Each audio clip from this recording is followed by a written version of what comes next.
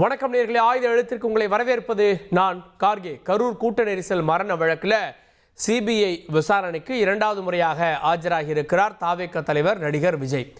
இந்த முறை கேள்விகள் மிக கடுமையாக அடுக்கடுக்காக இருந்ததாக காலையிலிருந்து செய்திகளை பார்த்துட்டு இருக்கோம். இதெல்லாம் தாண்டி ஏன் தாமதம், இந்த 7 மணி நேரம் தாமதத்திற்கான காரணம் என்ன, அதற்கு சொன்ன பதில்கள், இதெல்லாம் நம்ம பிரேக்கிங்காக இந்த செய்தியினுடைய தொடர்ச்சியை நம்ம காலையிலிருந்து பார்த்துருப்போம். குறிப்பாக இந்த நிகழ்வு நடந்தப்போ விஜயனுடைய ரியாக்ஷன் என்ன, தண்ணி பாட்டில் எரியப்பட்டப்போ அங்கே கூட்ட நெரிசல் ஏற்படுவது தெரிந்ததா, இது முடிந்ததுக்கப்புறமா விஜய் எப்படி போனார் அப்படின்லாம் அதிகாரிகள் கேட்டிருக்காங்க அப்படின்லாம் தகவல்கள் தான். 6 மணி நேரம் இந்த விசாரணை நடந்திருக்கிறது. இதெல்லாம் தாண்டி இந்த விசாரணைக்கு தாவேகா விஜயனுடைய பெயர் குற்றப்பத்திரிகையில் இடம்பெறும் அப்படின்னு வந்த செய்திகள், அதை மறுக்கிறாரு திரு நிர்மல்குமார். அப்படிலாம் இல்லைங்க, கைது செய்யப்பட போகிறதெல்லாம் செய்தி வருது, அதெல்லாம் இல்லை அப்படின்னு மறுக்கிறார். இதெல்லாம் எந்த அடிப்படையில் அப்படின்ற கேள்விகள் ஒரு புறம். இன்னொரு புறம், இந்த வழக்கும் விசாரணையும் விஜய்க்கு சிக்கலா அப்படின்ற கேள்வியும் ஏற்பட்டிருக்கிறது. கரூர் வழக்கில் தொடரும் சிபிஐ விசாரணை விஜய்க்கு சிக்கலா அப்படின்ற கேள்வியும் ஏற்பட்டிருக்கிறது. அதை நோக்கி இந்த விவாதத்தை நகர்த்தப் போகிறோம். நம்மோடு சிறப்பு விருந்தினர்கள் இணைகிறார்கள். நாம் தமிழர் கட்சியிலிருந்து திரு செந்தில்குமார், நிகழ்ச்சிக்கு அவரை வரவேற்கிறேன். அரசியல் விமர்சகர் திரு நாகராஜ், அவரின் நிகழ்ச்சிக்கு வரவேற்கிறேன். மற்ற விருந்தினர்கள் இணைந்திருக்காங்க.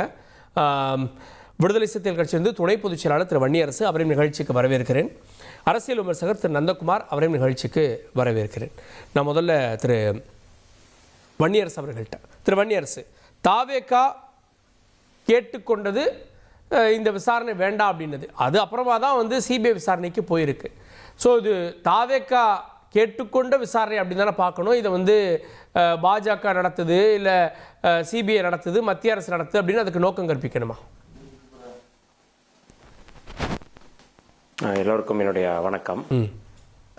அதாவது இந்த தலைப்பு விஜய்க்கு சிக்கலா, சிபிஐயினுடைய இந்த வழக்கால் விஜய் அவர்களுக்கு சிக்கலா அப்படிங்கிறது தான் நீங்க ஒரு கேள்வியை வச்சிருக்கிறீங்க. எந்த விதத்திலும் இது அவருக்கு சிக்கலா இருக்க வாய்ப்பு இல்லை. சிக்கலா வச்சுக்கிருவாங்க, அது ஒரு பெண்டிங்கா வச்சுக்கிருவாங்க ஒழிய அதனால அவருக்கு ஒரு சிக்கலை இதை உருவாக்குறதுக்கான வாய்ப்பு இல்லை. இது ஒரு ரெண்டு பேரும், அதாவது பாஜகவும் தாவேகாவும் அல்லது விஜயும் சேர்ந்து நடத்துகின்ற நாடகமாக தான் நான் இதை பார்க்குறோம். விடுதலை சிறுத்தைகள் அப்படித்தான் பார்க்குறோம். உண்மையாவே இது சிபிஐ வழக்கு விசாரணை அப்படிங்கிறது ஒரு பக்கம் 2 நாள் அவர் போனாரு, போய் விசாரணையில கலந்து தனியா வைங்க. இன்னைக்கு செய்திகள், ஊடகங்கள்ல வந்த செய்திகள் எல்லாமே யூகங்கள் அடிப்படையில் தான் நம்ம சொல்லப்பட்டது. அவர் என்னென்ன கொஸ்டின் போன முறை எழுதி கேட்டாங்க, ரிட்டனா கேட்டாங்க அப்படின்னு சொல்லி ஒரு செய்தியை சொன்னாங்க. இந்த முறை ரிட்டன்ல ஓரலா தான் சொன்னாங்க அப்படிங்கிற மாதிரி ஒரு செய்தியை சொன்னாங்க. என்னுடைய பார்வை என்னவா இருக்கு அப்படின்னா, ஏற்கனவே விஜய் அவர்கள் மீது ஒரு குற்றம் இருக்கு. அத குற்றச்சாட்டு அப்படின்னா, அவர் பாஜகவால் இயக்கப்படுகின்ற அல்லது பாஜகவினுடைய ஒரு ஒட்டுக்குழு தான் அப்படிங்கிறது பல்வேறு தரப்புல நம்ம சொல்லிட்டே இருக்கிறோம். இப்ப இதை நீங்க மடைமாற்றம் செய்யணும் அல்லது இதை இல்லை அப்படின்னு சொல்லி நிறுவுவதற்கான ஒரு வாய்ப்பு என்ன அப்படின்னா, பாருங்க, சிபிஐயே இந்த மாதிரியான ஒரு விசாரணையை செய்து அப்ப என்ன எப்படி இது அவங்களோட சேர்ந்து இருப்பாங்க. அதனால இல்ல அப்படிங்கறதுனால சிறுபான்மை மக்கள் மீண்டும் மீண்டும் இன்னைக்கு 2026 தேர்தலை மையப்படுத்தி தான் இதை பண்றாங்க. தேர்தலை மையப்படுத்தி தான் இதுக்கான வேலைகள் போய்கிட்டு இருக்கு. அப்ப இந்த நேரத்தில் இந்த மாதிரியான ஒரு வழக்கு போடுவதன் மூலமாக அல்லது இந்த வழக்கை விசாரணை செய்வதன் மூலமாக இன்னும் தீவிரப்படுத்துவதன் மூலமாக என்னவா மாறும்னா, பாஜகவுக்கும் அதுக்கு சம்பந்தம் இல்லை அப்படிங்கிற மாதிரியான ஒரு உத்தியை அது ஒரு ஸ்ட்ராட்டஜி, பாஜகவினுடைய ஒரு ஸ்ட்ராட்டஜி தான் இது. விஜய்க்கு தாவேகாவுக்கு தெரியும் நம்ம சொல்ல. அப்படி ஒரு ஃப்ரெண்ட்லி மேட்ச் விளையாடுறாங்கன்னா, வாங்க கூட்டணிக்கு 2 பேரும் ஒன்று சேர்ந்தா அதிமுக கூட்டணிக்கு விஜய் வந்துட போறாரு. அப்போ அது ஒரு பெரும் வெற்றிக்கான கூட்டணியா மாறிடாதா? அப்படி ஃப்ரெண்ட்லி மேட்ச் விளையாடுவாங்களா என்ன? இல்ல பாஜகவோடு, அதாவது அதிமுக விஜய் சேர்ந்தா அது வேற. அது கொஞ்சம் நீங்க சொல்றது மாதிரியான வெற்றிக்கான வாய்ப்பு இருக்கும், அல்லது ஒரு சேலஞ்சுக்கான வாய்ப்பு இருக்கும்.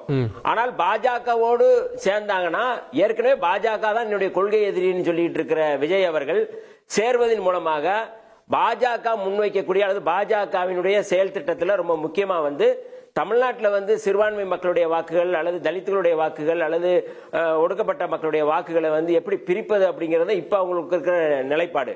அப்ப அது வந்து நீங்க சேர்வதன் மூலமாக கட்டாயம் வந்து இந்த வாக்குகள் பிரியாது. அப்ப அவங்க இப்ப இருக்கிற செயல் திட்டம் அப்படிங்கிறது இப்ப அவருக்கு அவங்களுக்கு தேவையானது என்னன்னா பிஜேபியோடு இணைந்து செயல்படுவதற்கு அவர்கள் விரும்பல. ஆனால் ஹோல்டிங் வைக்கணும், ஒரு பிடி வச்சுக்கணும், நீங்க வந்து எது வேணாலும் நம்ம கையில இருக்கணும் அப்படிங்கறத அந்த அடிப்படையில் நம்ம வந்து இத பாக்குறாங்க. சிபிஐ விசாரணையை அரசியல் ஆயுதமா பயன்படுத்துன்னு சொல்ல வரீங்களா? விஜய்க்கு எதிரான அரசியல் ஆயுதமா பயன்படுத்துறாங்க. கட்டாயம் இல்ல கட்டாயம். இதுல நான் ஒரு உதாரணம் சொல்றேன், அல்லது வந்து ஒரு கடந்த கால சம்பவம் மட்டும் ஒண்ணு சொல்றேன். சிபிஐ வந்து பாஜகவினுடைய ஒரு கூலிப்படை தான் அப்படிங்கறத நாங்க தொடர்ந்து சொல்லிட்டு வர்றோம்.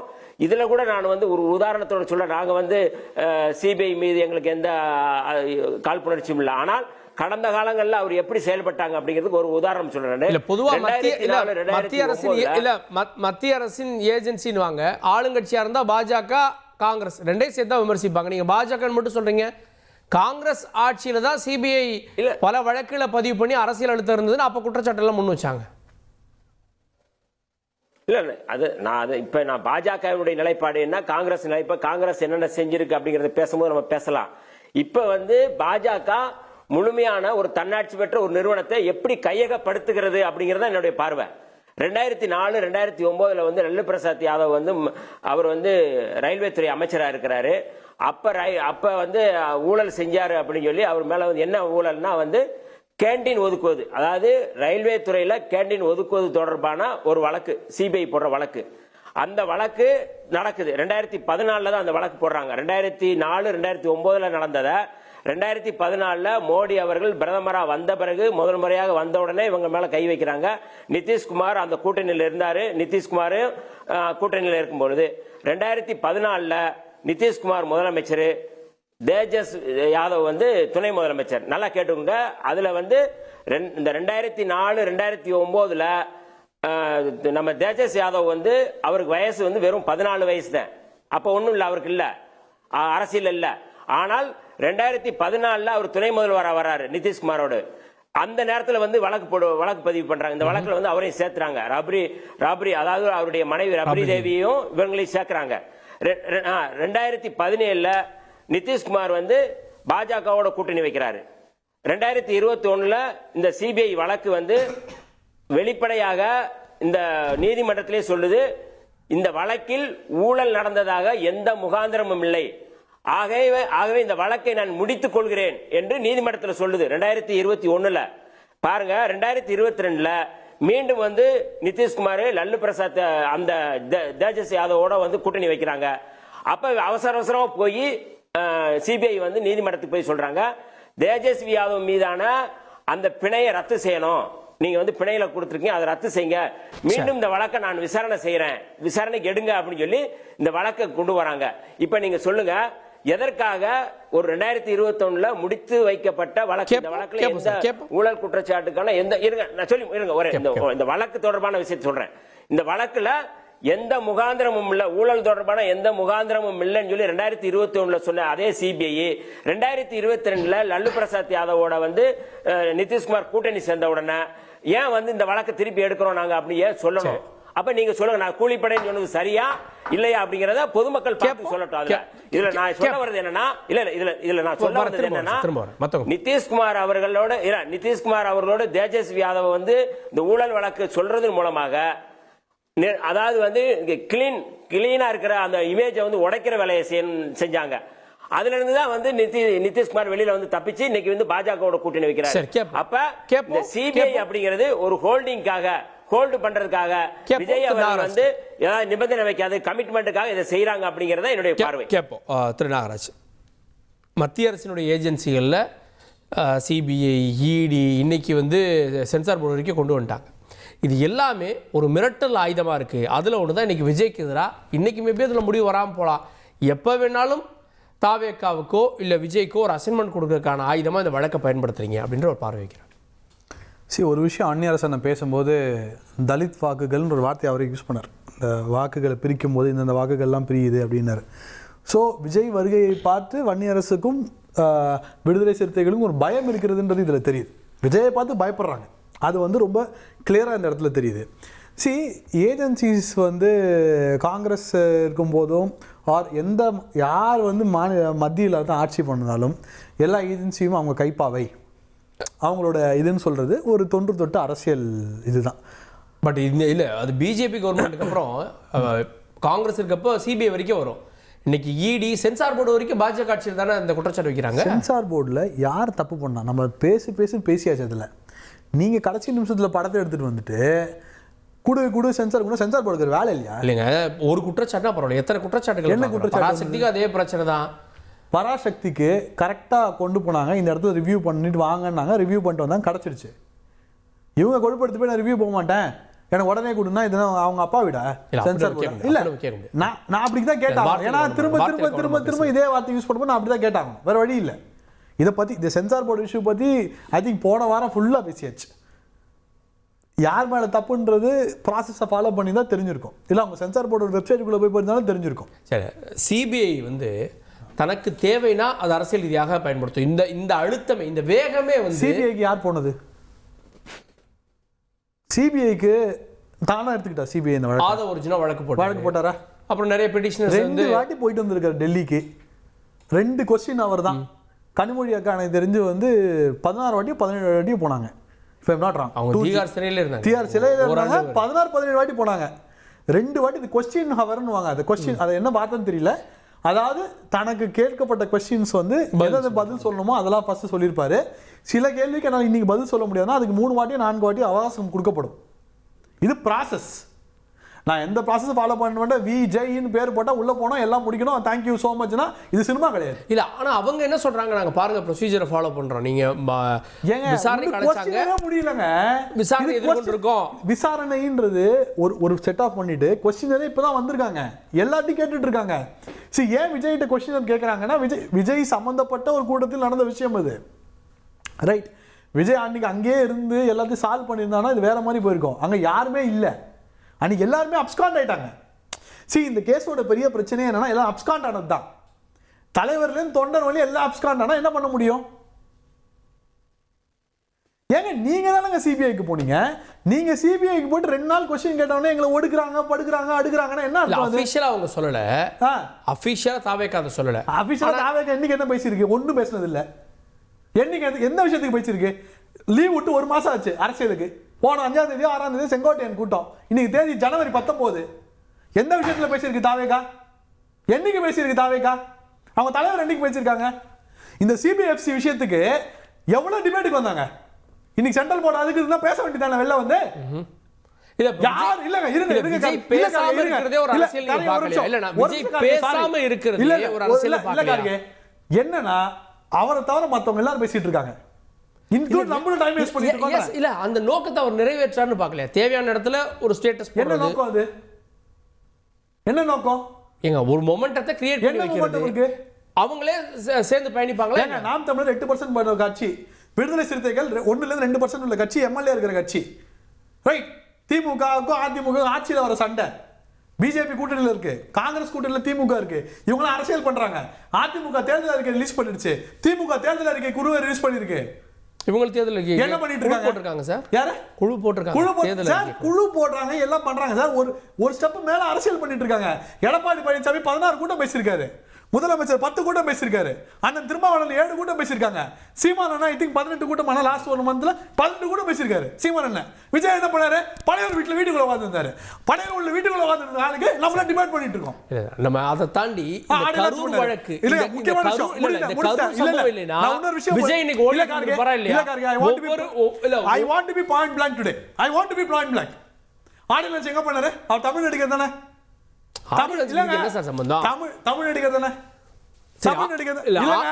ஒரு நிமிஷம் இல்ல சார், தமிழ் நடிகர் தானே. இல்லங்க தமிழ் நடிகர் தானேங்க. தமிழ்நாட்டுல தானே எல்லா படமும் வந்தது.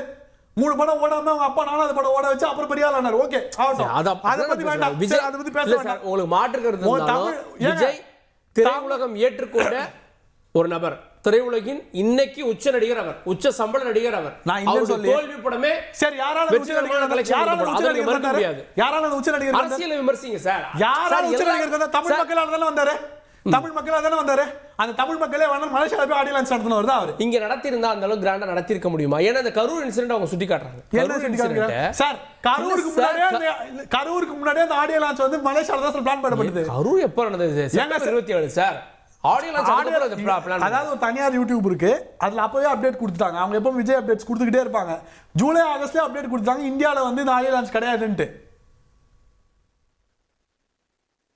எதுக்கு இது பண்றது? சும்மா எதுக்கு எடுத்தாலும் விஜய் பாவம் ஒடுக்குறாங்க ஒடுக்குறாங்க. என்ன கேக்குறேன், பிஜேபி ஏடிஎம்கே டிஎம்கே வேலை வெட்டி இல்லாம சுத்திட்டு இருக்காங்களா? கேப்போம் இல்ல கரெக்டா நான் முடிக்கிறேன். வேலை வெட்டி இல்லாம சுத்திட்டு இருக்காங்களா? இவர் பாட்டு வருவாராம், ஒரு ஃப்ளைட் வருவாரா, கை காமிப்பாரா, எல்லாரும் நாங்க வந்து இவர் பெரிய அரசியல்வாதி ஒத்துக்கணுமா? எல்லா காலத்துல இருக்காங்க சார். காலத்துல மாசம் நீங்க பார்க்க மாட்டீங்க. என்ன மாசம் இருக்கு? மாசம் எல்லாருக்கும் வந்தது. எல்லாருக்கும் மாசம் வரும். சில்க் சிமுதாக்கு தான் மாசம் வந்தது. அந்த ஒப்பீடு எப்படி சார்? இல்ல நான் சொல்றேன், நான் எல்லாருக்கும் மாசம் வரும். ரீசன்ட்டா வீரசிம்மா ரெட்டில சார் கூட்டம் வர சார் கீர்த்தி சுரேஷ் நகை கடைக்கு போனாங்க சார். கீர்த்தி சுரேஷ் நகை கடைக்கு வந்தாங்க. எந்த தொகுதின்னு தெரியல. அந்த தொகுதியில வந்து அந்த ரோடே பிளாக் ஆச்சு. அந்த தொகுதி எம்எல்ஏ ஆயிடுவாங்களா அவங்க? சரி கேப்போம். இன்னைக்கு அரசியல் எவ்வளவு டஃபா இருக்கு தெரியுமா சார்? கேப்போம். எந்த விஷயத்துக்கு அவர் பேசுறாரு? எந்த விஷயத்துக்கு அவர் பேசுறாரு? எல்லா விஷயத்துக்கும் பேசிருக்காரு. எந்த விஷயம் எதிர்பார்க்கறீங்க? அவர் ஸ்டேட்மெண்டா பேசுறாரு. எங்க பேசுறாரு கேக்குறேன் சார். லாஸ்ட் நான் சொல்றது, ஒரு வாட்டி என்ன சொன்னாரு, எனக்கும் டாவேக்காவுக்கும் திமுகவுக்கு தான் போட்டினார். கரெக்டா சொல்லிட்டாரு. அதுல இருந்து இது வரையும் என்ன மூவ்மெண்ட் பண்ணிருக்காங்க? தீய சக்தி அன்னைக்கு பேசுறதாங்க. ஒரு மாசத்துக்கு முன்னாடி பேசுனது. இன்னைக்கு தேர்தல் அறிக்கையில் எடப்பாடி அவர்கள் 5 விஷயத்தை அனௌன்ஸ் பண்ணிருக்காரு. சரி கேட்போம். நான் திரு நந்தகுமார் அவர்கள்ட்ட. திரு நந்தகுமார், இந்த விசாரணைக்கு ஆஜராவது இதெல்லாமே வந்து ஒரு ப்ரொசீஜர் தான். ஆனால் இன்னொரு பக்கம் இதை வைத்து நெருக்கடி அப்படின்ற மாதிரியான ஒரு பிம்பம் ஏற்படுத்தப்படுகிறதா அப்படின்னு கேள்வி வருது. இல்ல, இப்ப வன்னியரசு கூட அந்த பாயிண்ட வந்து சொன்னாரு. பாரதிய ஜனதா வந்து சிபிஐ வந்து கைக்கூலியா பயன்படுத்துறாங்க அப்படிங்கிற மாதிரி சொன்னாரு. அவர் அந்த சொல்லக்கூடிய கருத்து வந்து உடன்பாடு உள்ள கருத்தா இருந்தா, அப்ப காவல்துறையை இங்க திமுக கைக்கூலியா கூலிப்படையா பயன்படுத்துறாங்கிற கேள்வியை நம்ம கேட்க வேண்டிய கட்டாயத்துக்கு வரோம் இல்லையா? அப்ப அந்த மாதிரி ஒரு ஆளுங்கட்சிக்கு வந்து கைக்கூலியா இருக்கிறதுனாலதான் இப்போ வக்கீல் அவர் ராஜீவ் காந்தி வந்து அண்ணன் திருமாவளவன் அவர்கள் வண்டியில இருக்கும் போதே வந்து தாக்கப்பட்டாரு. அத கூட மேடையிலேயே வந்து அவர் அங்கீகரிக்கிறாரு. சும்மா ஒரு 4 தட்டு தான் தட்டினாங்க, நல்லா கூட சரியா கூட அடிக்கலன்னு சொல்லி அவரே ஒப்புதல் வாக்கு. அது பத்தி கேஸ் போட்டுருக்காங்க. அது தனியா வழக்கு நடந்திருக்கு. அதை இங்க கொண்டு வந்தீங்கன்னா சரியா இருக்கு. அதை பத்தி இல்ல, நீங்க அந்த விவகாரத்தை உள்ள கொண்டு வந்தீங்கன்னா வன்னியரசு பதில் சொல்லுவார். நம்ம டிபேட் டைவர்ட் ஆயிடும். நடவடிக்கைகள் எல்லாம் எடுத்தாம இருக்காங்கன்னு நம்ம புரிஞ்சுக்கிறது. இப்ப இதெல்லாம் ஒரு ஏற்புடைய வாதமே இல்லை. நந்தகுமார், ஓகே, அவரோட கனெக்ஷன் கட்டாச்சு. நம்ம திரும்ப தொடர்பு கொள்ளலாம். திரு செந்தில்குமார் அவர்கள்ட்ட. தாவேகா பாஜகவையும் கொள்கை எதிரிதே அப்படின்னுது, இங்கே அரசியல் எதிரிதே அப்படின்றாங்க. இப்போ விசாரணைக்கு போயிட்டு வந்ததுக்கப்புறமா இப்போ இன்னைக்கு பேசுபொருள் எப்படி ஆயிடுச்சு? பாஜக விஜய்க்கு அழுத்தம் கொடுக்குது ஒன்று. இன்னொன்று, சென்சார் போர்டு மூலமாக அவருடைய திரையுலகத்துக்கும் அழுத்தம் கொடுக்கப்படுது அப்படின்னு. ஸோ அது எப்படி அவர் விசாரணை எதிர்கொண்டாலும் அவருக்கு ஒரு மைலேஜ் கிடைக்கிறதா பார்க்கலையா? இல்லை, முதல்ல நம்ம இந்த கரூரில் 41 உயிர்கள் போனதுக்கு அப்புறமா அங்கேயே பதட்டப்பட்டு அவங்க என்ன சொல்கிறாங்கன்னா, இங்கே இந்த அவசரமாக இங்கே வந்து உடற்கூறு ஆய்வு செய்யப்படுது, இங்கே இருக்கிற ஆமாம் அவங்க சொன்ன ஸ்டேட்மெண்ட் தான். இங்கே இருக்கிறவங்கள வந்து இங்கே இறந்தவங்களே கிடையாது அப்படிங்கிற வரைக்கும் அவங்க ஸ்டேட்மெண்ட் கொடுத்துட்டாங்க. முதல்ல அது வந்து தாவேகாவால் ஏற்பாடு செய்யப்பட்ட ஒரு கூட்டம். அதில் விஜய் அவர்கள் தாமதமாக வந்து அந்த கூட்டத்தை வந்து இன்னும் கொஞ்சம் மக்கள் வந்து கூடட்டும் அப்படிங்கிறதுக்காக தாமதமாக வந்ததாகவும், நாமக்கல்லில் பேசிட்டு அங்கேருந்து அதே பிரச்சார வாகனத்தில் மெதுவாக வந்ததுனால தான் அவ்வளோ காலதாமதம் ஏற்பட்டிருக்கு. ஏன்னா அந்த அசம்பாவிதத்துக்கு அப்புறம் அவ்வளோ வேகமாக போய் ஏர்போர்ட்டில் போய் ஏறி அவரால் சென்னைக்கு வர முடிகிறவர் நாமக்கல்லேருந்து ஈரோட்டுக்கு அதே மாதிரி வந்திருக்கலாம். ஆனால் அவர் திட்டமிட்டு காலதாமதம் ஏற்பட்டதுனால தான் அந்த மரணம் வந்தது. இதுதான் காரணம். இதற்கு ஒரு கட்சியோட தலைவர் தன்னை பார்க்க வந்த ஒரு கூட்டம் அந்த கூட்ட நெரிசலில் ஒரு 41 உயிர்கள், சின்ன பசங்க, இந்த மாதிரி நம்ம பார்க்கும்போது நமக்கே அது வந்து பெரிய மனவேதனையாக இருக்கக்கூடிய ஒரு இறப்பில் ஒரு குறைஞ்சபட்சம் ஒரு தார்மீகமாக அதுக்கு பொறுப்பேற்று இப்படி ஒன்று நடந்துருக்கக்கூடாது, இது வந்து பெரிய அசம்பாவிதமாக மாறிடுச்சு அப்படின்னு அதுக்கு ஒரு அப்படி பொறுப்பேற்கிறதுனால அவருக்கு ஒன்றும் தூக்கு தண்டனை கொடுக்க போகிறது இல்லையே.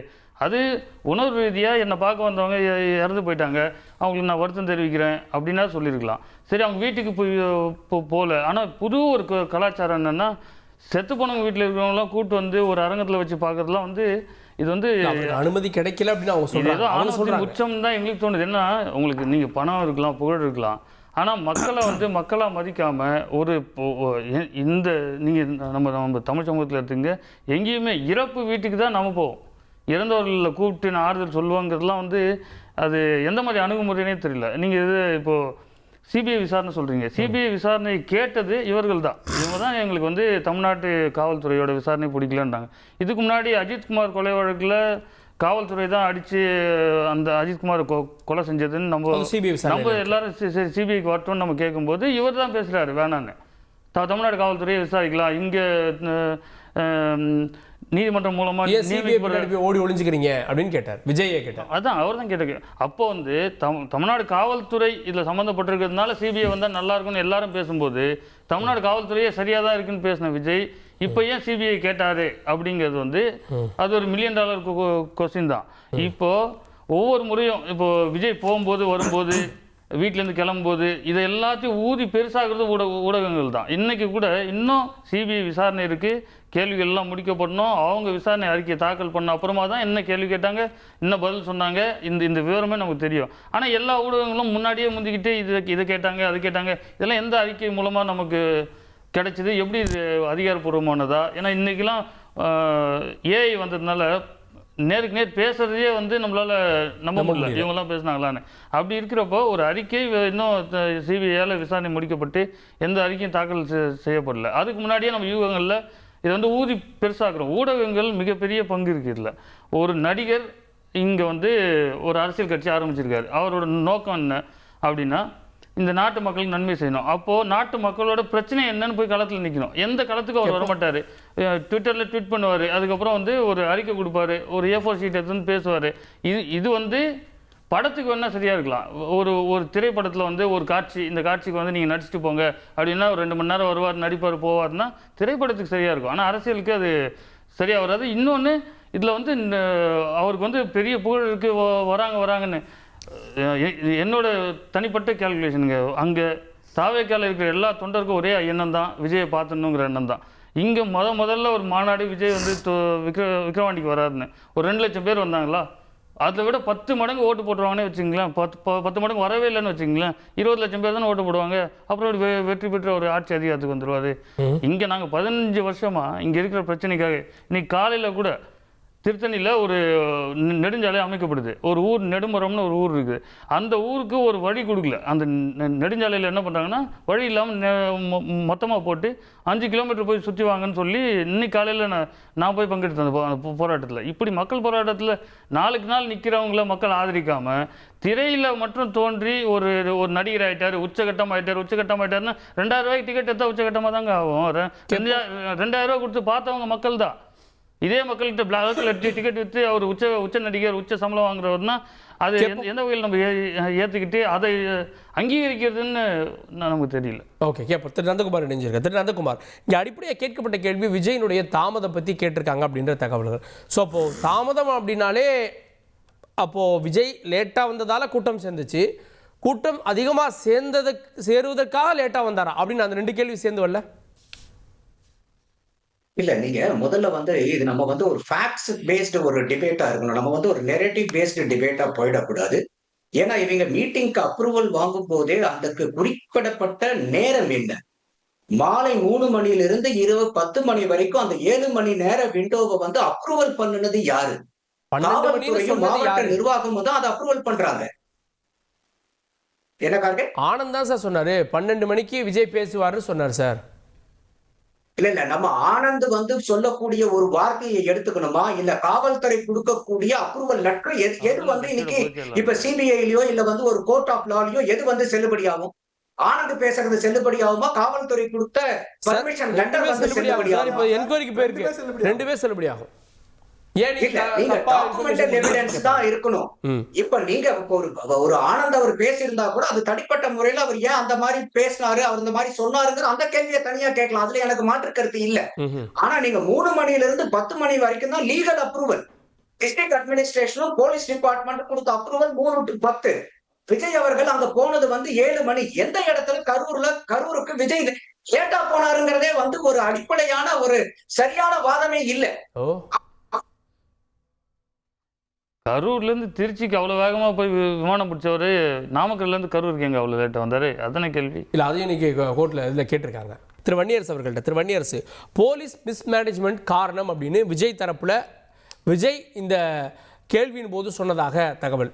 ஸோ இப்போ காவல்துறை தான் வேணும்னு மிஸ்மேனேஜ் பண்ணி இந்த உயிரிழப்புக்கு காரணம் அப்படின்ற குற்றச்சாட்டையும் முன் வச்சிருக்கு. இல்லை, அதுதான் இவங்க தொடர்ந்து சொல்கிறாங்க. அதனால தான் வந்து இவங்க வந்து சிபிஐ வழக்கு வேணும்னு சொல்லி இப்போ இவங்க தான் கேட்டாங்க. இங்கே வந்து மாநில அரசு, தமிழ்நாடு அரசு வேணும்னே திட்டமிட்டதே இதை பண்ணாங்க. அப்போ எங்களுக்கு வந்து இவர்கள் மீது எங்களுக்கு நம்பிக்கை இல்லை, அதனால் எங்களுக்கு சிபிஐ வழக்கு வேணும்னு இவங்க தான் போய் கேட்டாங்க. அதில் வந்து இங்கே உயர்நீதிமன்றம், சென்னை உயர்நீதிமன்றம் மரியாதைக்குரிய நீதியரசர் வந்து செந்தில்குமார் அவர்கள் வந்து அஸ்ராக்காருக்கு தலைமையில் ஒரு விசாரணை எஸ்ஐடி ஒன்று போடுறோம், அருணா ஜெகதீசன் மேலே வந்து அவர்கள் தலைமையில் ஒரு குழு போட்டாங்க, அது விசாரணை பண்ணாங்க. அப்போ இந்த மாநில அரசு வந்து விசாரணை தானே செய்கிறாங்க. நீங்கள் வந்து உண்மையாகவே வந்து இந்நேரம் வந்து விஜய் அவர்கள் மீது நடவடிக்கை எடுக்கணும், பழி வாங்கணும் அப்படின்னா எப்படி வந்து நீங்கள் வந்து உடனடியாக வந்து அல்லு அர்ஜுனை எப்படி கைது பண்ணி சிறையில் படுத்தினாங்களோ அதுபோல் இன்னைக்கு உடனடியாக கைது செஞ்சிருக்கலாம், கைது செஞ்சு சிறைப்படுத்தியிருக்கலாம். சிறைப்படுத்தினதுக்கப்புறம் அவர் பெயிலில் வரலாம், அது வேற கதை. ஆனால் அதெல்லாம் எதுவுமே செய்யலையே, காவல்துறை அப்படி செய்யலை. அப்படி செய்யலைங்கிறதுனால தான் நாங்கள் வந்து அதை கண்டிச்சோம். காவல்துறை ஏன் அப்படி செய்யலை அப்படிங்கிறத நாங்கள் அப்படி பண்ணோம். இப்படிப்பட்ட ஒரு சூழல்ல இன்னைக்கு முழுக்க வந்து ஓகே சொல்லுங்க. என்ன என்ன சொல்லுங்களா, அது என்னன்னு சொல்லுங்களேன், நானும் கேட்டுக்கிறேன். அல்லு அர்ஜுனை கைது பண்ணது வந்து காங்கிரஸ் கவர்மெண்ட் தானே அப்படின்னாரு. அதுதாங்க கைது பண்ணணும் மாநில அரசு நினைச்சிருந்தா பண்ணிருக்கலாம், பண்ணல அப்படின்னு.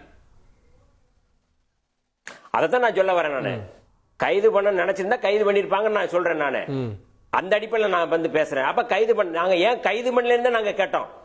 எங்களுடைய தலைவர் எழுச்சி தமிழர் தொல்காப்பியன் திருமாவளவன் அவர்கள் அன்றைக்கு பிரஸ் மீட்லேயே சொன்னாரு, உடனடியே அவரை கைது செஞ்சிருக்கணும், கைது செஞ்சு சிறைப்படுத்தி இருக்கணும் சொன்னாரு. காவல்துறை ஏன் இதை செய்யலைன்னு சொல்லி சொல்றோம். அப்ப காவல்துறை வந்து தவறா அவருக்கு வழி நடத்துது, காவல்துறை வந்து இதா பண்ணுது அப்படின்னா வந்து ஏன் வந்து நீங்க வந்து விஜய் அவர்களை வந்து கைது செஞ்சிருந்திருக்கலாம்ல. அப்ப சிபிஐ வந்து இன்னைக்கு வந்து கேட்டது அவங்க தான் கேட்டாங்க. இன்னைக்கு சிபிஐ விசாரணை அவங்க தான் உள்ள போயிருக்கிறாங்க. எங்களுடைய பார்வை என்ன அப்படின்னா 2026 தேர்தல் நேரத்தில் இதை முழுமையா வந்து பாஜக பயன்படுத்தும். பாஜக எல்லா தன்னாட்சி பெற்ற அமைப்புகளையும் அவங்க கையில வச்சுக்கிட்டு எல்லாரையும் பிளாக்மெயில் பண்றாங்க. அப்ப அப்படிதான் அவங்க வந்து பண்றாங்க. விஜய் வந்து நீங்க சொன்னது போல நீங்க ஆரம்பத்தில் ஒரு கேள்வி கேட்டீங்க, விஜய் அவர்கள் வந்து ஏன் அந்த மாதிரி பிளாக்மெயில் பண்ணணும், வந்து சொன்னா வந்துட போறாங்கல்ல கூட்டணிக்கு அப்படிங்கிற மாதிரி நீங்க சொன்னீங்க. இன்னைக்கு கூட டெல்லியில இருக்கிற ஒரு மூத்த ஊடகவியலாளர், அவர் பேரை நம்ம சொல்ல வேண்டிய அவசியம் இல்லை, உங்களுக்கு தெரியும், அவர் வந்து பேட்டி தராரு. 23ஆம் தேதி மோடி இங்க வர்றாரு, அதுக்குள்ள நீங்க வந்து அந்த மேடையில நீங்க இருக்கணும் அப்படிங்கிற மாதிரி ஒரு பிளாக்மெயில் பண்ணியிருக்கிறாங்க அப்படின்னு சொல்லி சொல்றாரு. அது வந்து உண்மையா இல்லையா நமக்கு தெரியாது. ஆனால் முழுமையாக பாஜக தன்னுடைய இந்த தன்னாட்சி பெற்ற நிறுவனங்களை வந்து அரசியலுக்காக, தேர்தலுக்காக, தேர்தல் பேரங்களுக்காக, பிளாக்மெயிலுக்காக எல்லாமே பயன்படுத்து அப்படிங்கிறது வெளிப்படையான கூறுகள். அதுக்கு நம்ம பல உதாரணங்களை சொல்லலாம். இப்ப கூட மருத்துவர் அன்புமணி ராமதாஸ் இந்த வழக்குல விஜய் மேல எந்த அளவுக்கு குற்றச்சாட்டை நீங்க முன்வைக்கிறீங்களோ அதே அளவு அரசு மேல, இன்னும் சொல்ல திமுக மேல விஜய் தரப்பினர் குற்றச்சாட்டுகளை முன்வைக்கிறாங்கல்ல. ஏங்க ஒரு 41 பேரை வந்து நீங்க வந்து அவ்வளவு 41 பேர் இறந்திருக்கிறாங்க. 41 பேர் அந்த பிணத்து மேல ஏறி நடந்து போயிருக்கிறாரு. அவங்கள போய் பார்க்கல, கண்ணீரும் கம்பளையுமா இருந்தாங்க. இன்னைக்கு வர போல இவ்வளவு டெல்லிக்கு போறவர் இந்த கரூருக்கு போயிருக்க கூடாதா? என்ன குற்றச்சாட்டு? நீங்க வந்து உங்களால தானே நடந்துச்சு, நீங்க தானே அதுக்கு பொறுப்பே இருக்கணும். நீங்க அதெல்லாம் விட்டுட்டு தமிழ்நாடு அரசு மேல குற்றச்சாட்டுன்னா அவங்க வந்து அனுமதி கொடுத்தது தவறா? நீங்க வந்து ஒரு மாஸ் ஹீரோ வந்தா என்ன இருக்கும் அப்படிங்கிறது உங்களுக்கு தெரியும். ஆனா நீங்க லைட் ஆஃப் பண்ணிட்டு இவ்வளவு வந்து ஒரு வஞ்சகமான, ஒரு மிக மோசமான, ஒரு கல் நெஞ்சமுள்ள ஒருத்தரை வந்து நம்ம பார்க்கவே முடியாதுங்க. இவர் வந்து ஹீரோன்னு சொல்றாங்க. ஹீரோவா இருந்தா நீங்க வந்து அன்னைக்கு நடந்த உடனே போயிருக்கணும்லங்க, போய் பார்த்திருக்கலாம்ல. எதுவுமே பார்க்கல. அப்ப பார்க்காம தன்னை பாதுகாப்பதற்காக அவர் போய் அங்க டெல்லியில போய் சரண்டர் ஆயிருக்கிறாங்க. டெல்லியில போய் அவங்க தான் போய் வழக்கு போடுறாங்க, நம்மளை பாதுகாத்துக்குவாங்கன்னு சொல்லிட்டு. இப்ப யாரையாவது கைது செஞ்சு சிறைப்படுத்தி உள்ள போய் பண்ணிருக்காங்க. 41 சாவுக்கு யாருங்க பொறுப்பு? யார் பொறுப்பா இருக்க முடியும்? கேப்போம். திரு நந்தகுமார் இணைந்திருக்கார். திரு நந்தகுமார், கட்டாயிருச்சு. இந்த தாமதத்திற்கான காரணம் அப்படின்னா தாவேகாவும் விஜயம் தானே பொறுப்பேற்கணும் அப்படின்றாங்க.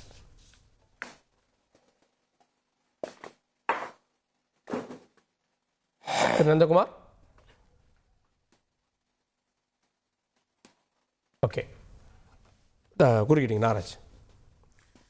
சி விஜய் விஜய் விஜய் விஜய் விஜய் விஜய் விஜய் விஜய் சொல்லிட்டு ஒரு யூரோஃபியா வந்து கிரியேட் பண்ணலாம் ட்ரை பண்ணுறாங்களோ அப்படின்றது தான் எனக்கு டவுட்டாக இருக்குது இந்த இடத்துல. ரைட், சிபிஐக்கு அவங்க தான் விசாரணை கேட்டாங்க. விசாரணை கேட்டால் 2-3 வாட்டி போயிட்டு தான் வரணும். நீங்கள் கேள்விக்கு பதில் சொல்லணும்னா கண்டிப்பாக இன்னொரு வாட்டி கூப்பிட தான் செய்வாங்க. கூப்பிட்டா போயிட்டு தான் ஆகணும். இது எல்லா அரசியல்வாதிகளுக்கும் பொருந்த விஷயம்தான். விஜய்க்கு மட்டும் ஸ்பெஷலாக ஒரு வாட்டி போயிட்டு 2 நிமிஷத்தில் ஓகே தேங்க்யூ பை பை அப்படின்னா வர முடியாது. இது சினிமா கிடையாது. ரைட், எல்லாருமே அந்தந்த ப்ராசஸை கடைப்பிடித்து தான் ஆக வேண்டும். அந்த ப்ராசஸை யாரும் கடைப்பிடிக்கலைன்னா யாருமே அந்த நீதிக்குள்ளேயோ இல்லை ஃபார் எக்ஸாம்பிள் சும்மா 1 நிமிஷம் போயிட்டு 1 மணி நேரத்தில் விஜய் வெளில வந்திருந்தா நீங்கள் என்ன பேசியிருப்பீங்க?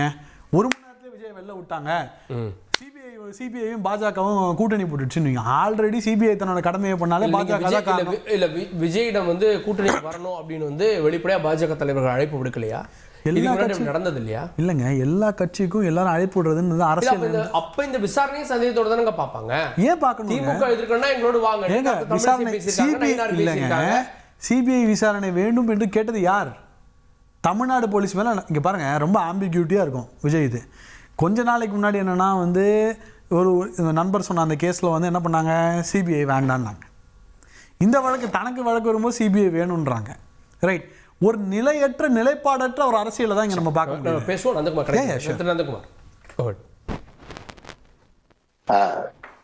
சாரி, என்னோட இன்டர்நெட் ஸ்டேபிளா இல்ல. இப்ப சிபிஐ வந்து இப்போ அண்ணன் திருமாவளவன் அவர்களே இதுக்கு முன்னாடி பல வழக்குகளை சிபிஐக்கு மாற்ற சொல்லி கேட்கலையா அவரு? அப்பெல்லாம் சிபிஐ வந்து மத்திய அரசாங்கத்தினுடைய கூலிப்படையா இருக்குதுன்னு அண்ணன் திருமாவளவன் அவர்களுக்கு தெரியலையா? அப்ப இன்னைக்கு சிபிஐ வந்து மத்திய அரசாங்கத்தினுடைய கூலிப்படை அப்படின்னாக்கா இன்னைக்கு தமிழகத்தில் இருக்கக்கூடிய காவல்துறை மத்திய மாநிலத்தை ஆண்டுட்டு இருக்கக்கூடிய திமுகவினுடைய கூலிப்படையா? அப்ப அப்படி அந்த மாதிரி இருக்கிறனாலதான் இன்னைக்கு வந்து அண்ணன் திருமாவளவன் அவர்கள் அந்த வக்கீல் ராஜீவ்காந்தி கூட பிரச்சனையாகும் போது மேடையிலேயே அப்பட்டமா சொல்றாரு, ஒரு 4 தட்டு தான் தட்டினாங்கன்னா நல்லா கூட அடிக்கலன்னு சொல்றாரு. எந்த தைரியத்துல சொல்றாரு? அது வாக்குமூலம் மாதிரியே கொடுக்குறாரு. அப்ப இது எல்லாம் வந்து அவங்கவுங்களுக்கு சாதகமா இருக்கக்கூடியதை வந்து எப்படி எடுத்துக்கிறாங்கன்னு புரியல. அப்போ இது இன்னைக்கு வந்து ஒரு டியூ ப்ராசஸ். இன்னைக்கு வந்து ஒரு சுப்ரீம் கோர்ட்ல அவங்க ஒரு சூப்பர்வைசரி கமிட்டி அப்பாயிண்ட் பண்ணி அதுக்கு கீழே வந்து சிபிஐனுடைய என்கொயரி வைக்கிறாங்க. அந்த சூப்பர்வைசரி கமிட்டியில கூட அவர் அஜய் ரஸ்தோகி அந்த ஜட்ஜு அவர் கூட வந்து 2 IPS அதிகாரிகளை வந்து பண்றாங்க. இதுக்கு மேல சுப்ரீம் கோர்ட்டுக்கு இவங்க சுப்ரீம் கோர்ட் எப்பெல்லாம் கேட்குதோ அப்பெல்லாம் இந்த கோர்ட்டு விசாரணை வந்து அப்ரைஸ் பண்ண வேண்டிய கடமை சிபிஐக்கும் அந்த சூப்பர்வைசரி கமிட்டிக்கும் இருக்கு. அப்போ ஒரே அடியா வந்து இது சிபிஐ வந்து வச்சு பாரதிய ஜனதா ஒரு விஜய வந்து அழுத்தம் கொடுக்க பாக்குறாங்க. அதோட இன்னொரு வார்த்தை என்ன பண்ணி சொல்றாருன்னா சிறுபான்மையினருடைய வாக்கு வங்கி. அப்ப இவங்களுக்கு வந்து இன்னைக்கு எந்த தமிழ்நாட்டிலேயாவட்டும் இந்தியாவிலேயாவட்டும் எந்த இடத்துல எது நடந்தாலும் அது சிறுபான்மையினர் தாக்குதல் இல்லைன்னா வந்து ஒரு SC ST தாக்குதல்ங்கிறதுக்கு மீறின அரசியலே இல்லையா? அப்ப இன்னைக்கு இதேதான் வந்து SIRலயும் சொன்னாங்க. பீகார்ல நடக்கும்போது அங்க நீக்கப்பட்ட ஒரு நெட்டா நீக்கப்பட்ட 47 லட்சம் பேர் வந்து எல்லாமே வந்து முஸ்லீம் வந்து மைனாரிட்டிஸை நீக்கிட்டாங்கன்னாங்க. கடைசியில வந்து டேட்டா வருது எந்த அளவுக்கு வந்து முஸ்லீம் பாப்புலேஷன் பீகார்ல இருக்குன்னா ஏறக்குறைய 17-18% வாக்காளர்கள் நீக்கப்பட்டவங்க வாக்காளர்ல இருக்கக்கூடிய மைனாரிட்டியினுடைய வாக்கு சதவீதமும் அதே 18% தான் நீக்கப்பட்டிருக்கு. அப்ப இன்னைக்கு வந்து 97 லட்சம் பேர் வந்து தமிழ்நாட்டுல வந்து நீக்கப்பட்டிருக்காங்க. அப்ப இந்த 97 லட்சம் பேரும் வந்து இன்னைக்கு மைனாரிட்டியை சார்ந்தவங்கன்னு சொல்லிட்டு இன்னைக்கு திமுக கூட்டணி கட்சிக்காரங்களும் புலம்ப போறாங்களா? அப்ப இது வந்து எந்த விதத்திலையுமே வந்து ஒரு ஏற்புடைய வாதம் இல்லை. ஒவ்வொருத்தருக்கும் அவங்களுடைய அட்வான்டேஜுக்கு எடுத்துக்கிறாங்க. அதே மாதிரி இன்னைக்கு ஊடகங்கள் தான் இதை பெரிதுபடுத்தி காமிக்குதுன்னு சொல்லி ஒரு நண்பர் சொன்னாரு. இன்னைக்கு ஊடகங்கள் எதை காமிக்கிறாங்க? மக்கள் எதை அதிகமா பார்க்கணும்னு விருப்பப்படுறாங்களோ அதை காமிக்கிறது ஊடகங்களுடைய கடமையா இருக்கு, ஊடகங்களுடைய வேலையா இருக்கு. அப்ப இன்னைக்கு விஜய் அவர்களை வந்து அதிகமான மக்கள் இன்னைக்கு பார்க்கணும்னு ஆசைப்பட்டாங்கன்னா விஜயை காமிக்க போறாங்க. நாளைக்கு இல்ல ஐயா ஸ்டாலினை தான் பார்க்கணும்னு அதிகமான மக்கள் தமிழ்நாட்டுல பிரியப்பட்டாங்கன்னா ஐயா ஸ்டாலினை காமிக்க போறாங்க. எடப்பாடி ஐயாவை தான் பார்க்கணும்னு மக்கள் ஆசைப்பட்டா எடப்பாடி ஐயாவை காமிக்க போறாங்க. அப்ப இது வந்து ஊடகத்தையும் வந்து குற்றவாளி ஆக்குறது எந்த விதத்துல நியாயம் எனக்கு புரியலையே. இல்ல நந்தகுமார் சார், ஊடகத்தை யாருமே வந்து குற்றவாளியா நம்ம சொல்ல நந்தகுமார் சார், நாகராஜ் தான் பேசுறேன். ஊடகத்தை யாரும் குற்றவாளியா சொல்லல. இது வந்து ஒரு கமர்ஷியல் என்டர்டெயின்மெண்ட் சேனல் கிடையாது. அதுதான் என்னுடைய பாயிண்ட். நியூஸ், டிவி, விவாதம் எல்லாமே இல்ல எல்லாமே வந்து ஒரு பொதுப்புடைமை எடுத்து போனோம். அரசியல்ல தானே இன்ட்ரெஸ்ட் இல்லாத ஒரு நபர், அரசியல்ல தானே இன்ட்ரெஸ்ட் இல்லாத நபர் நம்ம சுத்தி கிட்ட சசிகலா சின்னமா வருவாங்க சின்னமா வருவாங்க. ஆனா சின்ன இருக்குதுல்ல. இல்ல ஊடகங்களை சொன்னது இல்ல, ஒருத்தர் ஒரு கட்சியை தொடங்கி அரசியலுக்கு வரும்போது அவர் எப்பேற்பட்ட அரசியலை செய்யணும், அரசியலை இப்படித்தான் செய்யணும் அப்படித்தான் செய்யணுங்கிற சொல்லக்கூடிய உரிமை யார்களுக்கும் இல்ல. நம்ம விமர்சிக்கலாம், விமர்சிக்கிறத நான் தப்புன்னு சொல்லல. அதனால இந்த வே ஆஃப் பாலிடிக்ஸ் தான் கரெக்ட், இந்த வே ஆஃப் பாலிடிக்ஸ் வந்து சரியில்லை. அப்போ ஒரு மாசத்துக்கு வந்து ஒரு 50 செயல்பாடுகள் இருந்தாதான் அது நல்ல அரசியல் கட்சி. இவங்க வந்து வெறும் 49 தான் செயல்பட்டாங்கன்னா அப்ப வெறும் செயல்படக்கூடிய எண்ணிக்கையில மட்டும் பார்த்து டிக்கெட் அடிச்சு யார் வந்து 50 விஷயங்களை பத்தி பேசிருக்காங்களோ அது நல்ல கட்சின்னு பார்த்து மக்கள் இன்னைக்கு பிரச்சனையே செயல்பாடு மாதிரி இருக்கிறது இல்ல. செயல்பாடு இருக்குதா இல்லையான்னு யாரும் நிர்ணயிக்க வேண்டியதுன்னா மக்கள் வாக்காளர்கள் நிர்ணயிக்க போறாங்க. அந்த கவலை வாக்காளர்களுக்கு இருக்க போகுது. இப்ப உங்களுக்கு வந்து எப்படி தாவேகா செயல்படலன்னு உங்களுக்கு ஒரு கருத்து வருதோ அந்த மாதிரி எல்லா மக்களுக்கும் வந்துச்சுன்னா வாக்களிக்காம போறாங்க. இல்ல விஜய் அவர்கள் வந்து பேசுறது வந்து குறைவா இருந்தாலும் அவர் பேசக்கூடிய கருத்துக்கள் வந்து வீரியமா இருக்கு. அவர் வெறும் 3 நிமிஷம் அவரே சொல்றாங்க, நான் பேசுறது 4 நிமிஷம் 5 நிமிஷம், இதுக்கு கூட இவ்வளவு நீங்க தடை போடணுமான்னு கேட்கிறாரு. அப்ப என்ன அர்த்தம்? விஜய் அவர்கள் மாதிரி ஒரு பர்சனாலிட்டி ஒரு 3 நிமிஷம் 5 நிமிஷம் ஒரு விஷயத்த பேசினாவே அதிகமான மக்களை போய் சென்றடையுது. அந்த பிரச்சனைகள் வந்து மக்கள் மயமாக்கப்படுது. அப்ப இன்னைக்கு ஒரு அரசியல் தலைவர்களுடைய வேலையே என்ன? ஒரு மக்கள் பிரச்சனையை நீங்க எத்தனை மணி நேரம் பேசுறீங்கிறது முக்கியம் இல்ல, அந்த பிரச்சனைய மக்கள் கிட்ட பேசுபடு பொருள் ஆக்குறீங்களா? அந்த மக்கள் கிட்ட அந்த பிரச்சனையை போய் இன்னைக்கு பொருள் ஆகுது. இப்ப நான் அந்த கேஸ் பத்தி வரேன். அந்த கேஸ்ல ஏன் விஜய் தாமதமா வந்தாரு அப்படின்ற அடிப்படை கேள்வியில நிக்கிறாங்க. அந்த தாமதத்திற்கு காரணம் சொன்னாங்க, ரோடு வளைவா இருந்தது, நெளிவா இருந்ததுலாம் சொன்னாங்கன்னா அதுக்குள்ள போல. ஏன் தாமதம் வந்தாரு? கூட்டம் சேரணுன்றதுக்காக பண்ற கேள்வி நிப்பாரு. இல்ல, நான் ஆரம்பத்துல சொன்னது உங்களுக்கு அது கேட்கலன்னு நான் நினைக்கிறேன். அதாவது அவங்க கொடுத்த அப்ரூவல் லெட்டரு 3 to நைட்டு 10 மணி வரைக்கும். அப்ப இவர் அங்க கரூருக்கு போனது 7 மணிக்கு. நீங்க சொல்லுங்க, ஒரு அப்ரூவல் லெட்டர் 3 மணில இருந்து 10 மணி வரைக்கும் போது 3:01 போனாலும் சரி 9:59 முடிச்சிடணும். இவர் 7 மணிக்கு அங்க இருக்கிறாருங்க போது எந்த அடிப்படையில விஜய் அங்க தாமதமா வந்தாருன்னு சொல்லப்படுது? அதுக்கு மட்டும் எனக்கு ஒரு விடை சொல்லுங்க. ஏன்னா நம்ம வந்து ஒரு தரவுகள் அடிப்படையில பேசணும். அப்ப எந்த இடத்துல 3 to 10 மணிக்கு அப்ரூவல்? இதை வந்து அமுதா ஐஏஎஸ் அவர்களுடைய தலைமையில நடக்கக்கூடிய அந்த பிரஸ் மீட்டிலேயே ஐயா ஏடிஜிபி டேவிட் தேவாசீர்வாதத்தை விட இந்த கேள்வி வந்து ஒரு நிருபர் கேட்கிறாரு. அவர் அந்த கேள்விக்கு பதிலே சொல்லாம அடுத்த கேள்விக்கு கடந்து போறாரு. அப்ப எந்த இடத்துலயுமே அரசாங்கமே வந்து இன்னைக்கு விஜய் பொதுமக்கள் நீங்க அப்ரூவல் லெட்டர் எடுத்து பாருங்களேன். நீங்க இந்த வேலுசாமிபுரத்துக்கு கொடுத்த லெட்டர் ஆகட்டும், முதல்ல வந்து அந்த ரவுண்டானாவுக்கு கொடுத்த 2 லெட்டர்லயுமே 3 to 10 மணி தான். இன்னொரு குறிப்பா சொல்ல போனோம்னா, 2வது அவங்க வேலுசாமிக்கு அந்த இடத்துக்கு அப்ரூவல் லெட்டர் கொடுக்கும் போது 10,000 பேர் தான் வருவாங்கிற வாக்கியம் கூட அந்த கடிதத்துல வேலுசாமிபுரத்துல கொடுத்த கடிதத்துல இல்ல. அப்ப 10,000 பேர் சொல்லிட்டு நீங்க எப்படி 27,000 பேர் வந்தீங்கிற கேள்வியுமே இங்க அடிபட்டு போகுது. அப்ப இன்னைக்கு கிரவுட் சேஃப்டி மேனேஜ்மெண்ட் யாருடைய ஸ்டாட்யூட்டரி டியூட்டி? அது டிஸ்ட்ரிக்ட் அட்மினிஸ்ட்ரேஷன் அண்ட் போலீஸுடைய ஸ்டாட்யூட்டரி டியூட்டி. அது விஜய் இல்ல. விஜய் அங்க இறங்கி பேரிகேட் பண்ண முடியாது. விஜய் கட்சிக்காரங்க இறங்கி வந்து அந்த சேஃப்டி மெஷர்ஸ் பண்ண முடியாது. அப்போ இது வந்து எல்லா இடத்துலயுமே லாபகமா திமுகவும் திமுக கூட்டணி கட்சியை சார்ந்தவங்களும் எந்த இடத்துலயுமே, ஏன்னா அவங்க ஆரம்பத்துல இருந்து அவங்க அதிகாரிகள் கொடுத்ததாகட்டும், திமுக கட்சி சார்ந்தவர்கள் கொடுத்ததாகட்டும், கூட்டணி சக்திக்காரங்க கொடுத்தவங்க எல்லாருமே ஒரே புள்ளி என்னன்னா, அரசாங்கத்தின் மேல எந்த விதமான குற்றச்சாட்டுகளும் இல்ல. அவங்க வந்து பக்கா கிளீன் ஸ்லேட்டு, எல்லா குற்றமும் விஜய் மேலதான் இருக்கு, விஜய் மேலதான் இருக்குங்கும் போது எப்படி வந்து இப்ப ஐயா வன்னியரசு சொன்னாரு, இங்க வந்து நியாயமா நேர்மையா எப்படி இது வந்து காவல்துறை வந்து இத விசாரிச்சிருப்பாங்க?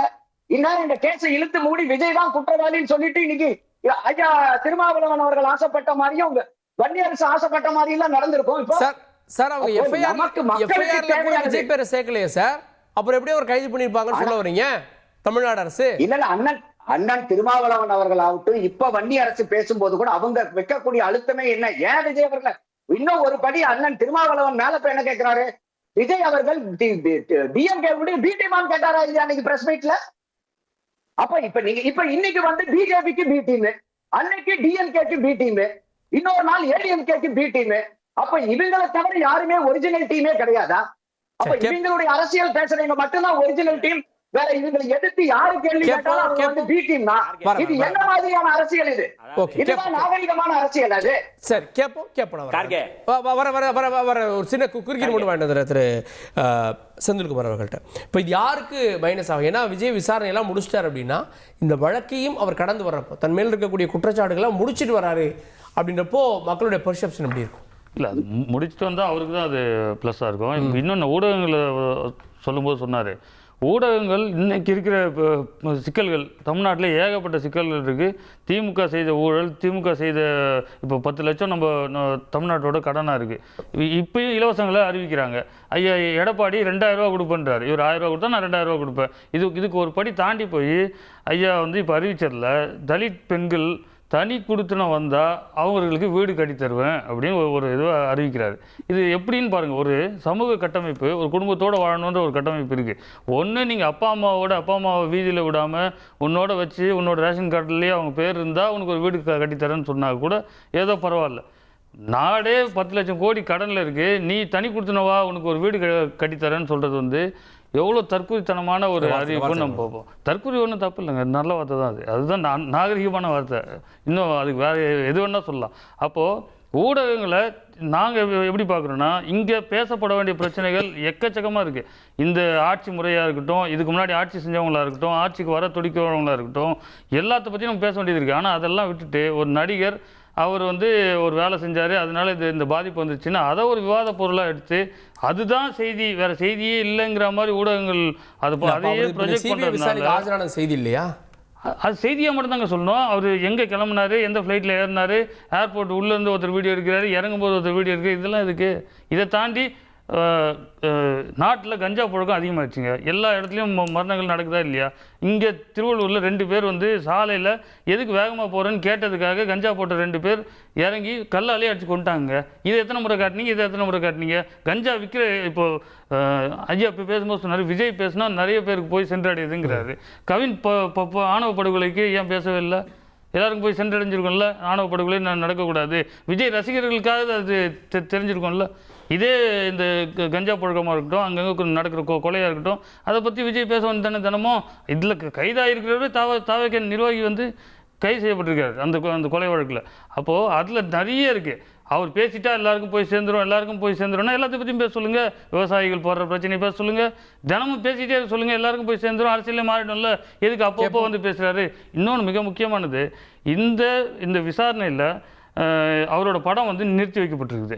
அதுக்கு ஆதரவாக ஐயா ராகுல் காந்தியாக இருக்கட்டும், இங்கே நயினாராக இருக்கட்டும், இவங்க எல்லாரும் சேர்ந்து ஒரு இது கொடுக்குறாங்க, ஆதரவு அறிக்கை கொடுக்குறாங்க. அதுக்கு கூட ஒரு பதில் சொல்லலைன்னா இது எந்த மாதிரியான ஒரு அரசியல் நாகரிகம்? இவர் இங்கே அரசியல் தான் பண்ண வந்தாரா, இல்லை இதுக்கு முன்னாடி பண்ணது மாதிரியே ஒரு கான்ட்ரவர்ஷியலாக ஒரு விஷயத்தை உருவாக்கி தன்னோட படம் ஓடுற வரைக்கும் அவர் அப்படி தான் இருப்பார். நீங்கள் என்ன பாருங்கள், ஆடியோ லான்ச்சில் ஒன்று பேசிடுவார், அதுக்கு பதிலே சொல்ல மாட்டார், அதை பற்றி விவாதம் போயிட்டே இருக்கும். படம் வந்து ரிலீஸ் ஆகும்போது அதோட பாதிப்பு வந்து அந்த படத்தை நல்லா ஓட வைக்கும்னு ஒரு கான்செப்டில் அவர் இயங்கிட்டு வர்றாரு. இதையும் அரசியலோடு சேர்த்து அதை இயங்குறாரு. அது பேராபத்தானது, அது அரசியலுக்கே உகந்தது இல்லைன்னு தான் நாங்கள் பார்க்குறோம். கேட்போம் வன்னியரசு. அதாவது எந்த கோரிக்கையும் வந்து கோரிக்கைக்கு பிறகு என்ன மாதிரி செயல்படுது அப்படிங்கிறத பொறுத்து தான் வந்து அதனுடைய உண்மைத்தன்மை, நம்பகத்தன்மையை நம்ம வந்து புரிஞ்சுக்க முடியும். பாஜக 2014க்கு பிறகு ஆட்சிக்கு வந்த பிறகு அவர்களுடைய தன்னாட்சி பெற்ற நிறுவனங்கள் எப்படியெல்லாம் வந்து அதிகாரப்பூர்வமாக அல்லது சட்ட மசோதாக்கள் மூலமா எப்படி மாறி இருக்கு அப்படிங்கறது நம்ம நீண்ட பட்டியலே சொல்ல முடியும். நீங்க வந்து தேர்தல் ஆணையத்தை எப்படி மாற்றி இருக்கு அப்படிங்கிறது நமக்கு தெரியும். தணிக்கைத்துறையவே வந்து தணிக்கைத்துறை எப்ப வேண்டுமானாலும் அதுல வந்து பிரச்சனை இருக்கு அப்படின்னா ஒன்றிய அரசு அதை எடுத்து திரும்பி வந்து அது வந்து தணிக்கைத்துறைக்கு திருப்பி கொண்டு வர முடியும், அதை தடுத்து நிறுத்த முடியும் தணிக்கைத்துறையில பண்ணியிருக்கிறாங்க. அப்ப எல்லா அமைப்புகளும் தன்னாட்சி பெற்ற அமைப்புகள், நீதிமன்றங்கள் கூட இன்னைக்கு வந்து நம்பகத்தன்மையற்ற ஒரு நீதிமன்றங்களா மாறி போய் நிக்குது. எல்லாத்தையுமே அவங்க வந்து கேள்விக்குத்தாக கேள்வியா உள்ளாக்கக்கூடிய ஒரு நிலைக்கு தான் மாத்தி இருக்கிறாங்க. ஆக இப்படிப்பட்ட ஒரு சூழல்ல தேர்தலை மையப்படுத்தி அல்லது வந்து பிளாக்மெயில் செய்வதற்காகத்தான் பாஜக இந்த மாதிரியான, அதாவது ஏற்கனவே வந்து அவங்க கமிட்மெண்டா தான் இருக்கிறாங்க. இப்ப கூடுதலான வந்து ஹோல்டிங் வேணும். முக்கியமா அது இல்ல, முக்கியமா நான் சொல்ல வர்றது என்னன்னா, ஏற்கனவே பாஜகவால் இயக்கப்படுகின்ற ஒருவர் தான் விஜய். இப்ப என்ன எதற்காக இதை வந்து வச்சு பண்றாங்க அப்படின்னா ஒரு ஹோல்டிங் ஒன்று. அதுக்கு ஒரு உதாரணம், ஏற்கனவே நான் வந்து லல்லு பிரசாத் யாதவனுடைய மகன் தேஜஸ்வி வழக்க சொல்றேன். இப்ப நம்ம ஊர் வழக்க சொல்றேன். நான் மரியாதைக்குரிய அன்புமணி ராமதாஸ் அவர்கள் 2009 மருத்துவத்துறையினுடைய அமைச்சராக இருக்கும் பொழுது அவர் வந்து ரெண்டு மருத்துவக் கல்லூரி முறைகேடா நடந்ததாக வழக்கு போடுறாங்க, சிபிஐ வழக்கு. அதுல வந்து ரோஹில்கண்ட், உத்தரப்பிரதேசத்தில் இருக்க ரோஹில்கண்ட் மருத்துவக் கல்லூரி, மத்திய பிரதேசத்தில் இருக்கிற இந்தூர் இண்டெக்ஸ் மருத்துவக் கல்லூரி. இந்த வழக்கு தொடர்பாக சிபிஐ வழக்கு 2009 நடந்ததை 2014 அப்புறம் வர்றாங்க. 2014 இருந்து உங்க கூட்டணியில தான் இருக்கிறாங்க. நான் கேட்கிறேன், இந்த வழக்குல வந்து ஏற்கனவே நீதியரசர் ஜெயின் வந்து இதுல உண்மை இருக்கா இல்லையா அப்படின்னு சொல்லி கேள்வி எழுப்புறாங்க. அது தொடர்ந்து வந்து இந்த அதாவது வந்து கூட்டணியில் தக்க வைப்பதற்காக எப்பவுமே வந்து இவங்க இருக்கணும், தன் பிடிக்குள்ள இருக்கணும் அப்படிங்கிறதுக்காக எங்க 14-15 வருஷமா வந்து இந்த வழக்கை வந்து விசாரணை சொல்லி வச்சிருப்பாங்க. எப்படி இது நடக்கும்? அது போலதான் நடிகர் விஜய் அவர்கள் மீதான இந்த வழக்கு, சிபிஐ வழக்கு வந்து இறுதி வரை இதை வச்சிருப்பாங்க. இது வந்து முடிக்க போறது இல்ல. இன்னைக்கு அவர் வந்து ரெண்டு சம்மனோட இன்னைக்கு முடிஞ்சிருச்சு அப்படின்னு சொல்லி, விட்னஸ் சம்மன் தான் இது, 2 சம்மனோட முடிஞ்சிருச்சுன்னு சொல்லி சொல்றாங்க. அப்படி அல்ல. நீங்க அவர் வந்து கமிட்மெண்ட் ஆகிற வரை இந்த வழக்கு போயிட்டு இருக்கும். இன்னொரு சம்மன் வரும். அதுக்கப்புறமும் வந்து நீங்க வந்து அது எப்ப முடியுதுங்கிற பொறுத்து தான் இது பண்ணும். அதனால சிபிஐ வந்து இந்த வழக்குல வந்து பாஜகவினுடைய தேர்தல் பணிக்காக, தேர்தல் பேரம் பேசுவதற்காக அனுப்பப்பட்ட ஒரு டீமா தான் நாங்க வந்து பாக்குறோம். எல்லாம் சேர்ந்து செய்யற நாடகமா தான் நாங்க வந்து பாக்குறோம். இதை இந்த திமுகவும் விசிகாவும் கூட்டணியை பற்றி யாரும் பேச வேணாம். 2019 சேர்ந்துருக்காங்க. நான் இதை பற்றி பேச வேண்டாம் தான் இருந்தேன். பட் அவர் வந்து பிஜேபி பி டீம் அப்படி இப்படிலாம் சொல்கிறதுனால நான் சொல்ல வேண்டிய கடமை இருக்குது. இவங்க கூட்டணியில் இருந்து வேங்கை வயல் என்ன ஆச்சு அப்படின்ற கேள்விக்கு இது வரையும் பதில் இல்லை. அதெல்லாம் பதில் கண்டுபிடிச்சிட்டு, அதற்கெல்லாம் பதில் தெரிஞ்சு வேங்கை வயல் தான் குற்றப்பத்திரிகை தாக்கல், நானும் சொல்கிறேன், குற்றப்பத்திரிகை தாக்கல் பண்ணிட்டு அப்படியே உட்காந்துக்கிட்டே இருப்பாங்க. எலெக்ஷன் முடிவு வழி பண்ணிக்கிட்டே இருப்பாங்க. ஏன் திருமாவளவன் அவர்கள் வந்து முதல்வர்கிட்ட பேச முடியாதா இதை குற்றப்பத்திரிகை வந்து கொண்டு வாங்கன்ட்டு? அப்போ எதுக்காக இருக்காங்க? 4 எம்எல்ஏ சீட்டு 2 கிடைச்சா போதும். வேங்கை வயல் பிரச்சனையில பாஜக நிலைப்பாடு என்ன, மோடி நிலைப்பாடு என்ன, அமித்ஷா நிலைப்பாடு என்ன? அந்த மக்களை போய் பண்ண முடியல. அந்த கூட்டணிக்காக போராட்டம் நடத்திருக்கோம். யாருமே போராட்டம் அதிமுக போராட்டம் நடத்திருக்கா? நான் கேட்கிற கேள்வி கார்கே நான் கேட்ட கேள்விக்கு பதில் சொல்லுங்க. வேங்கை வயல் பிரச்சனையில அதிமுக போராட்டம் நடத்திருக்கா, பாஜக போராட்டம் நடத்திருக்கா, நாம் தமிழர் போராட்டம் நடத்திருக்கா? யார் போராட்டம் நடத்திருக்காங்க? மக்களுக்கு ஆதரவு யாரும் இந்த பிரச்சனை எடப்பாடி வீட்டு நீர் தொட்டியில வந்து மனம் கழிச்சா மேல வந்து என்ன நடந்திருக்கும்? தலித்துகள் மேல நடத்த எல்லாரும் அமைதியா இருக்கிறாங்க. இந்த பிரச்சனை இல்ல. எடப்பாடி வீட்டு நீர் தொட்டியில வந்து மலம் கழிச்சிருந்தா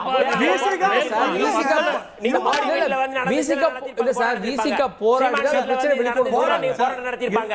ஆனா போராட்டம் யாருமே நடத்தல. போராட்டம் நடத்தினால நாங்க நடத்துறோம். போராட்டம் நடத்த வேண்டிய நான் கேட்ட கேள்விக்கு பதில் சொல்லல. சமூக நீதி பேசுறவங்க யாராவது இந்த பிரச்சனை சும்மா வந்து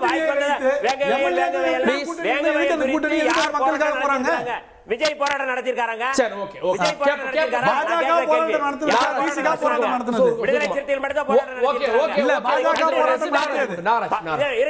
வேங்க வயல் பிரச்சனையில கேள்வி எழுப்புறாங்கல்ல. வேங்க வயல் பிரச்சனையில நேர குறைவா இருக்கு. ப்ளீஸ் புரிஞ்சுங்க. உங்க குற்றச்சாட்டு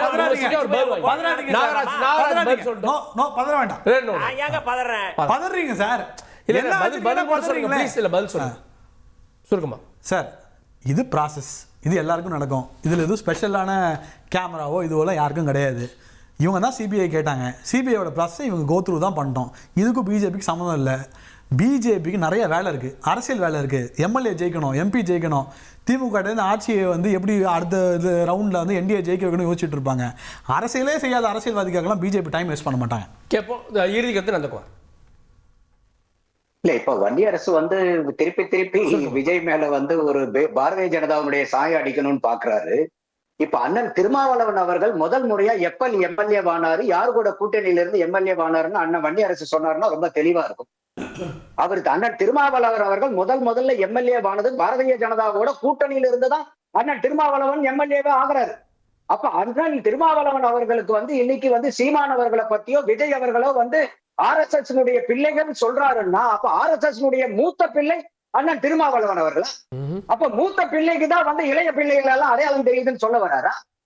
அப்ப இது என்ன விதமான ஒரு ஒரு கூட்டணி தர்மம்னு புரியல. இவங்க போய் அதாவது எஜமான் படத்துலதான் நெப்போலியன் ஒரு டைலாக் அடிக்கடி சொல்லிட்டே இருப்பாரு. கல்யாண வீடுனாலும் சரி, கருமாரி வீடுனாலும் சரி, மாலை மரியாதையும் எனக்கு தான் உழுவணும்னு. அதான் இன்னைக்கு எடப்பாடியாருன்னு சொல்லிட்டு இருக்காரு. எப்ப பார்த்தாலும் இவங்க வந்து பாரதிய ஜனதா கூட இவங்க போய் கூட்டணி வச்சுக்கலாமா? ஆனா வேற யாரும் கூட்டணி வைக்க கூடாது. இப்ப என்ன விஜய் வந்து கூட்டணியா வச்சிருக்காரு. அப்ப திருப்பி இந்த மாதிரி வந்து விஜய் அவர்கள் மேல வந்து ஒரு பாரதிய ஜனதா சாயம் அடிக்கிறதுங்கிறது வந்து ஒரு திட்டமிடப்பட்ட ஒரு நேரேட்டிவ். வந்து நேரேட்டிவ்னுடைய அடுத்தது இன்னொன்னு விஜய் அவர் கடைசியா சொல்லிடுறேன். விஜய் அவர்களை வந்து இன்னைக்கு இந்த கரூரினுடைய நிகழ்வுகளுக்கு வந்து பொறுப்பாளி ஆக்கணும்னா இன்னைக்கு வந்து கள்ளச்சாராய சாவுல 90 பேர் 11 மாசத்துக்குள்ளார 90 உயிர்கள் பறி போனது சட்டம் ஒழுங்கு சீர்கட்டு போனதால இதுக்கு யார் பொறுப்பேற்கிறது, யாருக்கு தண்டனை கொடுக்கிறது? மெரினால நடந்த ஏர் ஷோல 5 பேருடைய உயிர் போனதை இதுக்கு யார் பொறுப்பேற்கிறது, யாருக்கு தண்டனை கொடுக்கிறது? அப்ப அடுத்தவங்களுக்கு ஒரு அளவுகோல், நமக்கு ஒரு அளவுகோல். ஓகே செல்வம். அப்ப இன்னைக்கு வந்து அவர் வந்து இன்னைக்கு கடைசி பாயிண்ட் ஆட்சியில் இருக்கக்கூடியது இன்னைக்கு திமுக. அவங்க தானே இன்னைக்கு வந்து இந்த ஆணவப்படுகொலை வந்து சட்டம். வன்னியரசு அவர்கள் வந்து தொடர்ச்சியா தலித்துகளுக்கு யாரும் வரல நீங்க இதுக்கு போராடல அப்படின்னு சொல்ற குற்றச்சாட்டை நம்ம வந்து முழுசா மறுக்கிறோம். இங்க பொது தொகுதியில ஆதி தமிழ் குடிக்கு சீட்டு கொடுத்த ஒரே கட்சி நாம் தமிழ் கட்சி தான். எங்கே எந்த பாதிப்பு அவங்களுக்கு ஏற்பட்டாலும் மேல் பாதியில் கோயிலுக்குள்ளே விட மாட்டேன்னு சொல்லும்போது எங்கள் அண்ணன் தான் நான் தலைமை ஏற்று உள்ள கூட்டு போவேன்னு சொன்னது நாம் தமிழர் கட்சி தான். அவர் போராடலன்னு விசிகா வேறு அரசியலே இல்லைங்க. அவங்களுக்கு இருக்கிற அரசியலில் இது தலித்துகளுக்கு யாரும் வரலன்னு நீங்கள் வரல, அதுதான் உண்மை. விசிகா தலித்துகளுக்காக முழுசாக நிற்கல. அவர்களுக்கு கிடைச்ச சீட்டு திருப்பூரில் அவருக்கு சீட்டு ஒதுக்குறாங்க பொது தொகுதி. ஆதி தமிழர் நிப்பாட்ட வேண்டியதானே, நீங்கள் ஏன் ஒரு வன்னியரை நிப்பாட்டிங்க? அப்போ நீங்க கிடைக்கிற வாய்ப்பை நீங்க பயன்படுத்த மாட்டீங்க, குற்றச்சாட்டு வைப்பீங்க, யாரும் இல்லைன்னு சொல்லி. ஓகே, இந்த விசாரணை அப்படின்றது எந்த அளவுக்கு போக போகிறது, இது வந்து அடுத்தடுத்து தொடர போகிறதா, தேர்தலில் எதிரொலிக்கும் அப்படின்றதெல்லாம் பொறுத்து பார்க்கலாம். வார்த்தையில் இந்த விருந்தினர்களுக்கு நன்றி. பார்த்தவங்களுக்கும் நன்றி நேயர்களே. தொடர்ந்து இணைந்தீர்கள் தந்தி தொலைக்காட்சியுடன்.